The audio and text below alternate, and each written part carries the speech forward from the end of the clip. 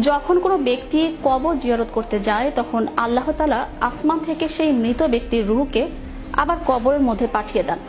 যখন দুনিয়ার ঈদের খবর ছড়িয়ে পড়ে তখন কবরে থাকা বাসিন্দারা দুনিয়ায় বেঁচে থাকা তাদের আত্মীয় স্বজনের কথা স্মরণ করে। ঈদের দিন কবর জিয়ারত না করলে যে দুটি বিপদ আসবে তা নিয়ে বিস্তারিত দেখুন ডেস্ক রিপোর্টে।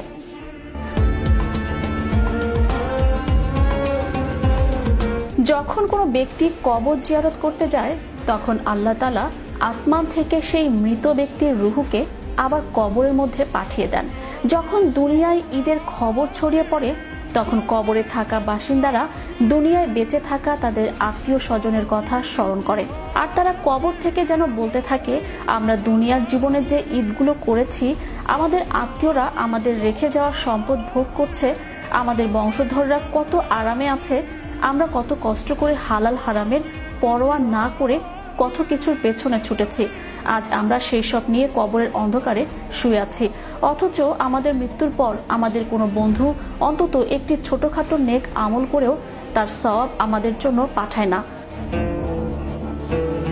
হযরত আলী রাদিয়াল্লাহু তাআলা আনহু বলেছেন, হে আগন্তুক, ওয়াদা করো যখনই ঈদের দিন আসবে তুমি অবশ্যই তোমার আত্মীয় স্বজন ও বন্ধু বান্ধবদের কবর জিয়ারত করবে এবং তাদের জন্য দোয়া করবে। তিনি আরো বলেন, কবর জিয়ারতের সুন্নত পদ্ধতি হলো কবর সামনে রেখে তাদের জন্য আল্লাহ তাআলার দরবারে মোনাজাত ও দোয়া করা।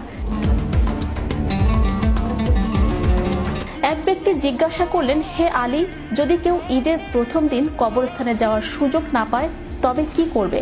হযরত আলী রাদিয়াল্লাহু তাআলা আনহু উত্তর দিলেন, তাহলে সে ঈদের পরের দিন যাবে। আবার সে জিজ্ঞাসা করলো, আমার পিতামাতার কবর অনেক দূরে, চেষ্টা করলেও 2-3 দিন এমনকি 4 দিনের মধ্যেও পৌঁছাতে পারি না, তখন কি করব? হযরত আলী রাদিয়াল্লাহু তাআলা আনহু তখন বললেন, যদি কেউ ঈদের দিন তার পিতামাতার কবর জিয়ারত করতে না পারে এবং সঠিক সময় কবরের পাশে দাঁড়াতে না পারে তবে তার পদ্ধতি হলো ঈদের দিন প্রথম যে খাবার খাবে সে সময় একবার সূরা ফাতিহা পড়বে এবং পিতামাতা, দাদা দাদি, নানা নানি সহ নিকট আত্মীয়দের মাগফিরাতের জন্য দোয়া করবে।